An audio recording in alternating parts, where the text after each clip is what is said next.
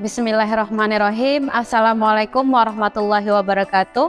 Alhamdulillahillazi arsala rasulahu bil huda wa dinil haq liyuzrahu 'ala dini kulli wa kafa billahi syahida. Asyhadu an la ilaha illallah wahdahu la syarikalah wa asyhadu anna Muhammadan abduhu wa rasuluhu allazi la nabiyya ba'da, amma ba'd. Alhamdulillah, teman berbuka yang dirahmati oleh Allah. Insyaallah 30 menit ke depan kita akan berbincang-bincang dalam rubrik teman berbuka yang akan ditemani oleh narasumber yang luar biasa. Alhamdulillah telah hadir di tengah-tengah kita, yaitu Ustazah Ummu Atiyah. Assalamualaikum Ustazah. Waalaikumsalam warahmatullahi wabarakatuh. Bagaimana kabarnya Ustazah? Alhamdulillah baik. Alhamdulillah. Nah, teman berbuka yang dirahmati oleh Allah, terkait tema kita pada sore hari ini yaitu penerapan syariah membawa berkah.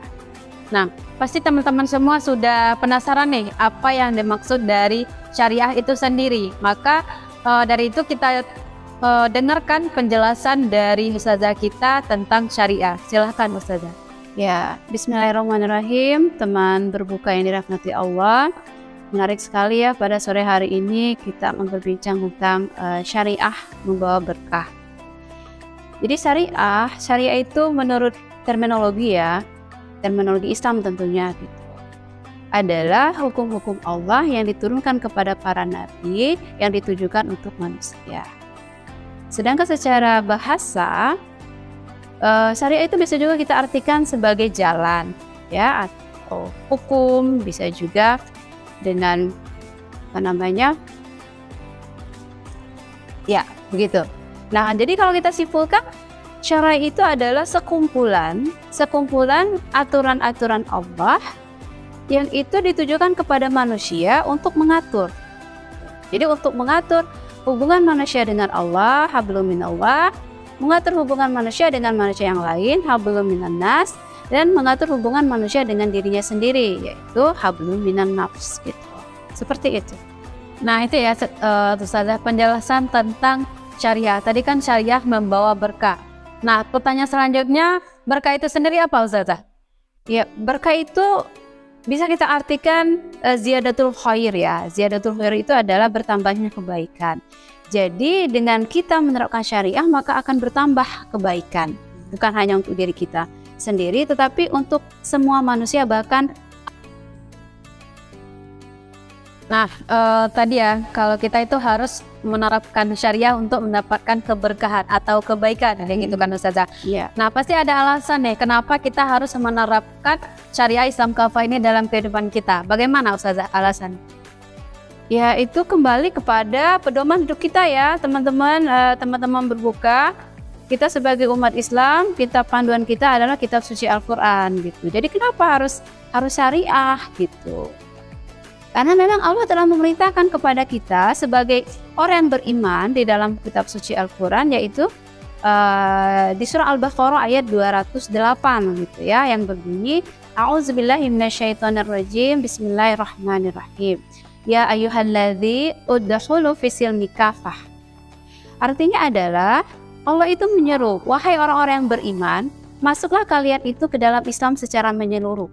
Jadi kita diminta oleh Allah sebagai pembuat hukum untuk masuk ke dalam Islam itu secara menyeluruh gitu. Jadi kita ambil semua, bukan hanya satu saja ya, bukan hanya dalam urusan ibadah saja gitu. Misalkan ya kalau ibadah itu kan kita kembalikan tadi berarti hablum minallah gitu. Seperti zakat, puasa, haji itu hanya hubungan kita dengan Allah gitu. Sementara hubungan kita dengan manusia lain, muamalah gitu ya, kemudian ubat atau sanksi. Jadi kalau kita berinteraksi dengan manusia yang lain, kemungkinan akan ada pelanggaran. Lalu pelanggaran itu diapakan gitu? Diberi sanksi atau dibiarkan? Tentu tidak dibiarkan gitu.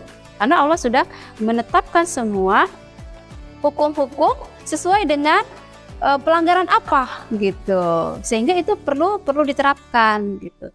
Nah, sementara bagaimana dengan hubungannya dirinya dengan dirinya sendiri gitu, hablum minan nafs gitu ya, yang berkaitan dengan pakaian gitu ya, kemudian minuman, akhlak ya, iya, makan gitu. Jadi kita sebagai seorang muslim itu nggak bisa dong berpakaian itu sesuka-suka kita gitu.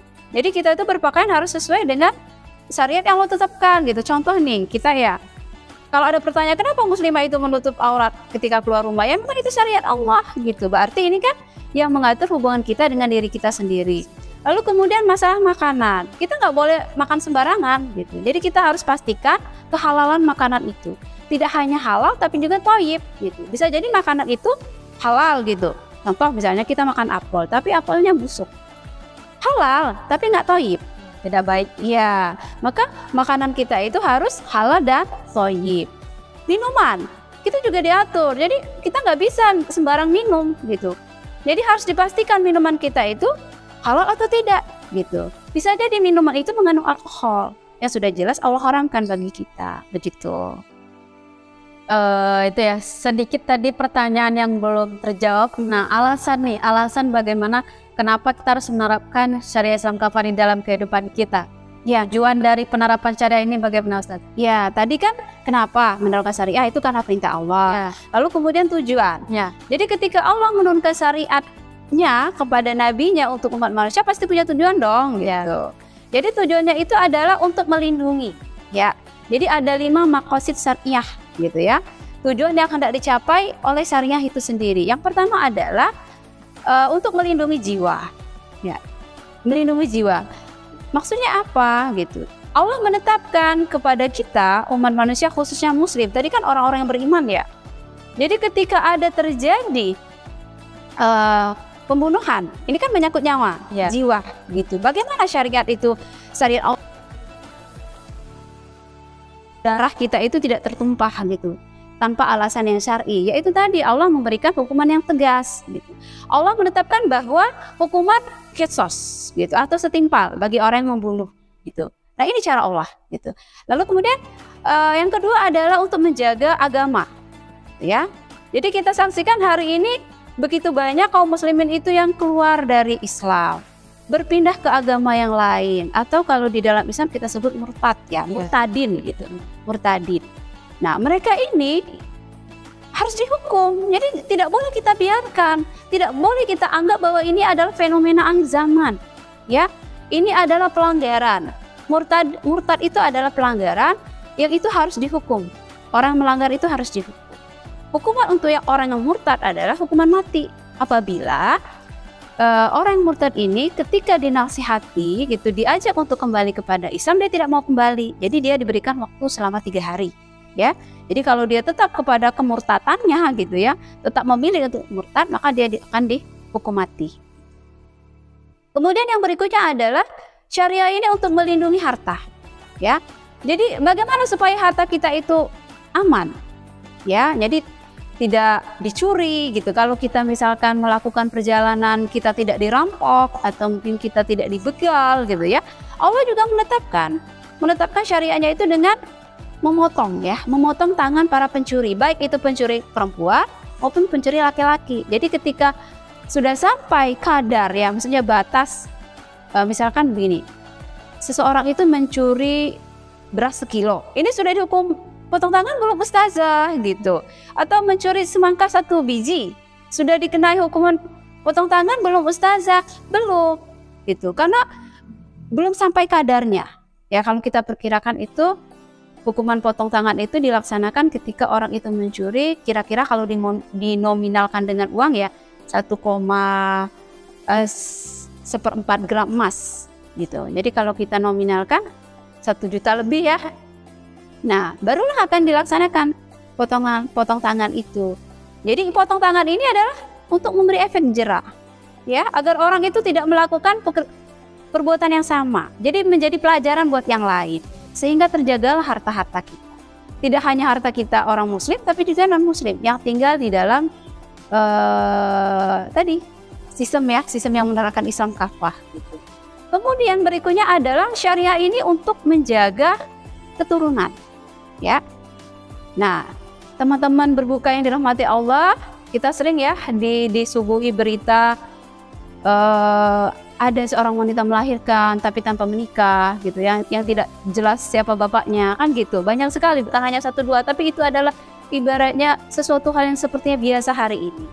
Nah, ini tidak boleh di dalam Islam. Jadi Allah mengatur tidak boleh ada seorang anak itu lahir tanpa nasab yang jelas.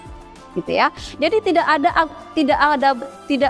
dibiarkan atau tidak boleh seorang laki-laki dan wanita itu melakukan aktivitas seksual ya di luar ikatan pernikahan gitu. Jadi Allah mensyariatkan wanita dan laki-laki yang ingin berkasih sayang, maka Allah mensyariatkan mereka itu untuk menikah ya, bukan seks bebas. Nah kemudian kalau bagaimana kemudian Allah itu menetapkan supaya terjaga nasab?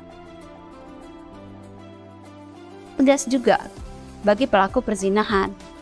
Nah tergantung, kalau yang melakukan perzinahan ini adalah bujang gadis ya, gitu, yang belum menikah, maka hukumannya itu adalah 100 kali cambukan, gitu, baik laki-laki maupun perempuan.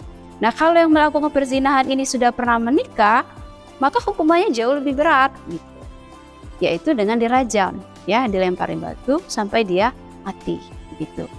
Kemudian berikutnya tujuan syariah itu adalah untuk menjaga akal, ya, supaya kita itu tetap bisa berpikir jernih, gitu ya, berpikir waras, gitu. Kita itu dilarang untuk mengkonsumsi hal-hal yang bisa merusak akal, seperti khamar, ya, khamar dan sejenisnya. Kalau istilah sekarang itu lebih tepatnya drugs ya. Jadi nggak cuma khamar, ada sabu-sabu, gitu kan, ada ganja, ada segala macam. Intinya semua zat yang bisa merusak akal Allah haramkan. Lalu kemudian Allah juga memberikan hukuman, gitu, akan memberikan hukuman bagi orang yang terbukti melanggar, gitu. Nah pertanyaannya sekarang kan, siapa yang akan melaksanakan semua sanksi-sanksi itu, gitu. Sementara tadi ya maqasid syariah itu membawa barokah, gitu. Sementara faktanya tadi belum ada satu pun sepertinya, gitu, syariat yang hendak kita capai tadi, maqasid tadi yang kita hendak capai itu sepertinya memang terwujud hari ini. Dapat ditarik sedikit poin dari penyampaian Ustazah tadi, bahwa kenapa kita harus menerapkan syariat Islam kafah dalam kehidupan, karena memang merupakan perintah Allah Subhanahu wa Ta'ala. Terus juga tujuannya kenapa kita harus menerapkan ada dapat diambil 5 poin tadi, untuk melindungi agama, melindungi jiwa, melindungi akal, melindungi keturunan, dan melindungi harta, gitu kan. Nah Ustazah, dengan sistem kehidupan kita yang sekarang ini nih, yang kita rasakan sekarang, apakah memungkinkan untuk menerapkan syariah Islam kafah ini, Ustazah? Apakah mungkin? Dengan sistem yang hari sepertinya memang tidak mungkin. Tidak mungkin. Kenapa saya sampaikan tidak mungkin? Ya sekarang kan kita hidup di sistem ini, gitu. Kita hidup di sistem ini, kemudian kita ada di dalam sistem ini, dan kemudian kita melihat, gitu ya, bahwa kehidupan hari ini memang jauh dari yang namanya barokah, ya, gitu. Berarti kalau tidak mungkin, harus ada dong, gitu ya, sistem alternatif, gitu, yang memang mampu atau yang akan bisa mewujudkan tadi maqasid syariah ini, gitu, supaya hidup kita barokah, gitu. Jadi kita tidak hidup dalam kondisi yang penuh dengan kemurkaan Allah seperti hari ini, ya, perzinahan di mana-mana, perampokan, pencurian, pembunuhan, ya, mabuk, segala macam.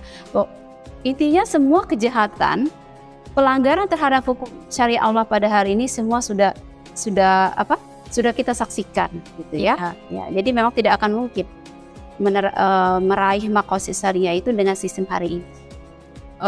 Tadi ya saya sampaikan bahwa kita butuh sistem alternatif kayak gitu kan, untuk menerapkan syariat Islam kafah di tengah-tengah kehidupan kita sekarang. Nah, sistem seperti apa yang Ustazah maksud ini kalau bukan sistem kehidupan kita yang sekarang, Ustazah? Ya, Allah tadi kan menurunkan syariahnya, ya. Jadi syariah itu tidak bisa berdiri, tidak bisa ditenangkan dengan sistem yang juga datang dari Allah, gitu. Jadi sebagaimana yang dicontohkan oleh Rasulullah, bahwa kita itu kaum muslimin punya sistem loh, gitu, yaitu yang kita kenal dengan istilah khilafah, ya. Khilafah ini adalah sebuah sistem pemerintahan, atau lebih tepatnya kita artikan khilafah itu adalah kepemimpinan bagi kaum muslimin di seluruh dunia. Jadi kaum muslimin di seluruh dunia itu harusnya hanya punya satu pemimpin, gitu. Yang mana kita memilih pemimpin itu dalam rangka untuk menerapkan syariah tadi gitu secara keseluruhan. Nah persoalannya kan nggak bisa nih pakai sistem hari ini, harus pakai sistem khilafah tadi. Nah timbul lagi nih. Menarik sekali ya. Menarik sekali pembahasan kita pada sore hari ini bahwa kita butuh sistem kehidupan, yaitu sistem kehidupan khilafah. Nah, setelah pertanyaan saya, bagaimana nih cara kita untuk meraih sistem kehidupan yaitu sistem khilafah ini, Ustazah? Pasti teman-teman di rumah juga penasaran bagaimana cara kita meraihnya.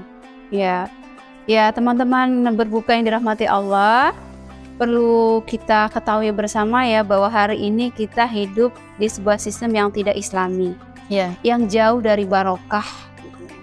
Kita di Ramadan yang mulia ini sangat berharap tahun ini ya, Ramadan tahun ini itu adalah Ramadan terakhir bagi umat Islam harusnya ya, tanpa khilafah gitu. Jadi upaya kita adalah untuk mewujudkan barokah tadi, kita sebagai sebagai seorang muslim tadi yang meyakini bahwa syariat Allah itu pasti membawa barokah, kita harus ada upaya dong gitu, bagaimana supaya syariat Allah itu bisa diterapkan. Nah bagaimana caranya gitu? Khilafah hari ini belum hadir di tengah-tengah kita, berarti kita harus berjuang dong gitu, kita harus berupaya. Bagaimana caranya? Ya tidak ada cara lain, kita harus menyampaikan dakwah gitu ya. Kita harus beramar ma'ruf nahi mungkar kepada muslim yang lain. Kita harus menjelaskan bahwa hari ini hidup kita itu jauh dari kata barokah gitu, dan kita merasakan memang tidak ada barokah hari ini gitu. Jadi kita harus sampaikan bahwa kita butuh yang namanya khilafah gitu.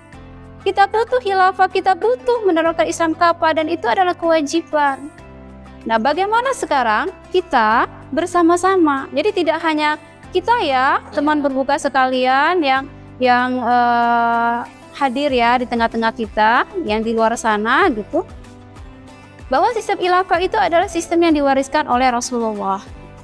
Nah caranya bagaimana? Caranya itu berdakwah gitu. Kita harus sampaikan, kita edukasi saudara-saudara kita pahamkan mereka, kita mencoba untuk merubah cara berpikir mereka yang tadinya berpikir bahwa ya Islam itu hanya sekedar agama ritual gitu, hanya membahas tentang persoalan ibadah saja gitu. Padahal Islam itu membahas semuanya. Islam punya sistem pergaulan gitu. Tadi Islam itu punya sistem pemerintahan, Islam itu punya sistem hukumnya gitu. Sistem sosialnya juga Islam punya. Jadi ini yang harus terus-menerus kita sampaikan kepada saudara-saudara kita semuanya, agar kemudian gitu opini ini menjadi opini bersama gitu. Sehingga kita yang memahami bahwa kita itu membutuhkan khilafah, tapi saudara kita di seluruh dunia ini bisa memahami.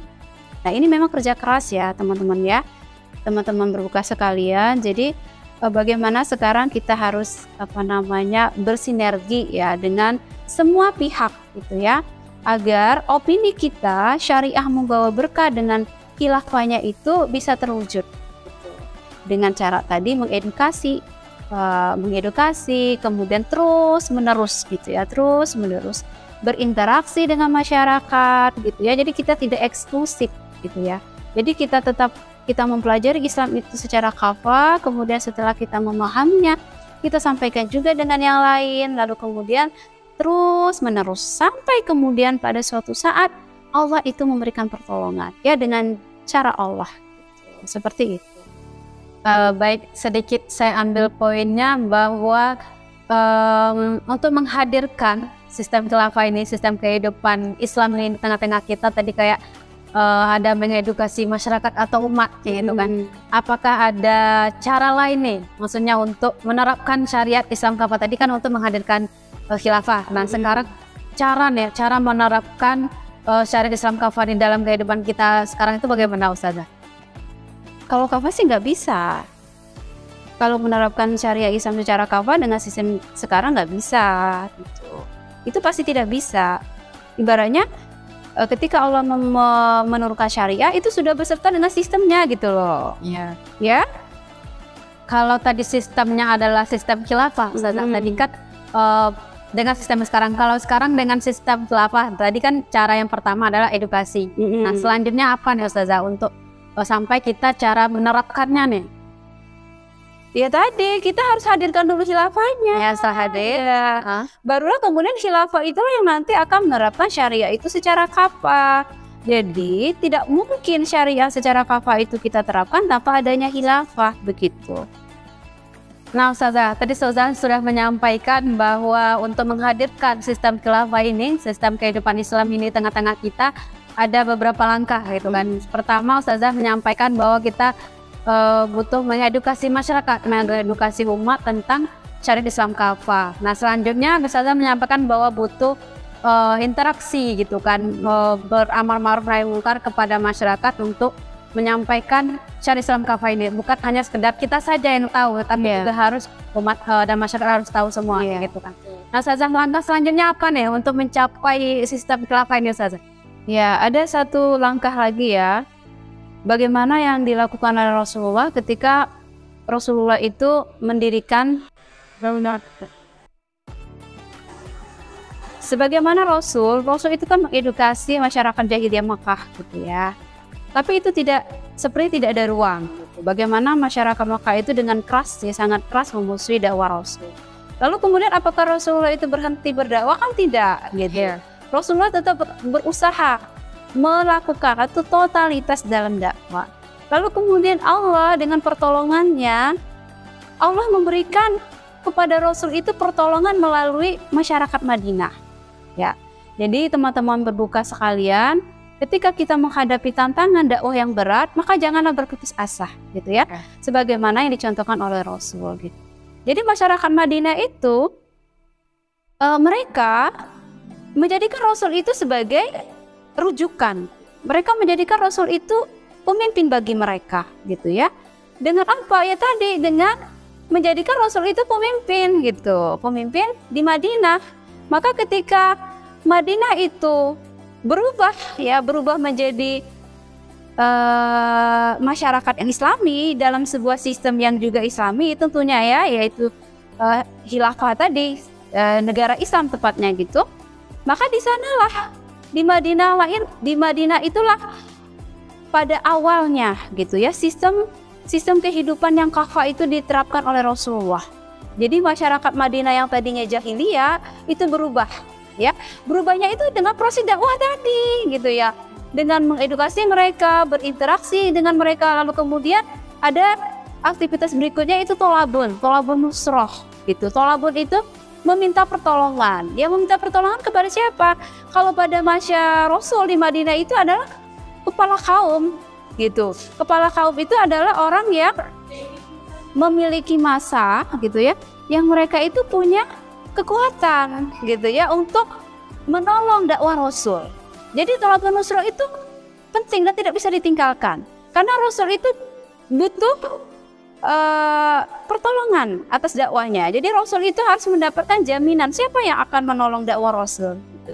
Nah mereka inilah yang namanya ahlul quwah gitu, orang-orang yang memiliki kekuasaan. Misalkan kalau pada masa Rasul kan tadi saya sampaikan bahwa kepala kaum gitu. Nah kepala kaum inilah yang kemudian ketika mereka masuk Islam, lalu mereka semakin mempercepat tegaknya negara Islam di Madinah. Berarti inilah yang harus kita ikuti gitu. Karena ini adalah warisan Rasul, langkah-langkahnya sudah Rasul wariskan kepada kita, sama dong seperti hari ini. Jadi kita kalau ingin punya cita-cita mengembalikan kembali kehidupan Islam dalam sistem khilafahnya, maka kita harus mengikuti langkah-langkah Rasul gitu. Mengedukasi umat, kemudian berinteraksi dengan umat, dan kemudian selanjutnya adalah tolabun nusroh gitu. Nah kemudian selanjutnya yang tadi ketika Allah memberikan pertolongan kan kita tidak tahu apa, kita tidak tahu karena itu urusan Allah. Sekarang yang menjadi urusan kita bagaimana kita berusaha keras gitu ya untuk mewujudkan supaya syariah kafah itu bisa diterapkan di tengah-tengah kita, kemudian hidup kita itu penuh barokah gitu ya. Karena memang tujuan kita diciptakan oleh Allah itu adalah khalifah di muka bumi gitu. Seperti itu. Baik, teman berbuka yang dirahmati oleh Allah, perbincangan kita bersama Ustazah tadi dapat saya tarik kesimpulan bahwa syariah itu butuh diterapkan gitu kan, akan membawa berkah bagi kita. Nah, karena memang syariah itu sendiri merupakan dari Allah Subhanahu wa taala gitu kan.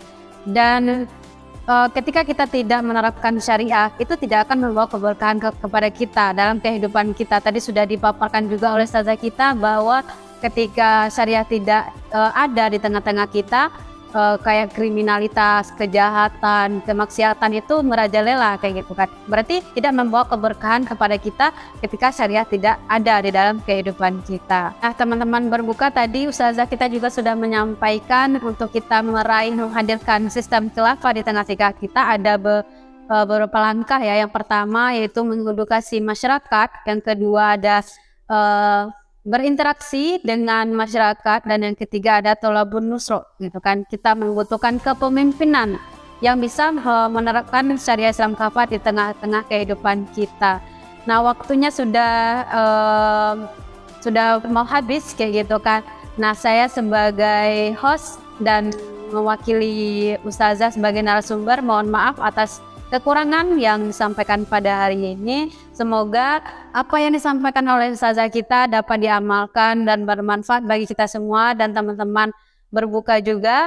Dan saya tutup saja dengan membacakan Alhamdulillahirrabbilalamin, istighfar 3 kali, Astagfirullahaladzim, Astagfirullahaladzim, Astagfirullahaladzim. Kafaratul majlis. Asyhadu an la ilaha illa anta astaghfiruka wa atubu ilaik. Nah, kita akan bertemu kembali dengan rubrik teman berbuka di hari lainnya. Saya tutup. Assalamualaikum warahmatullahi wabarakatuh. Waalaikumsalam.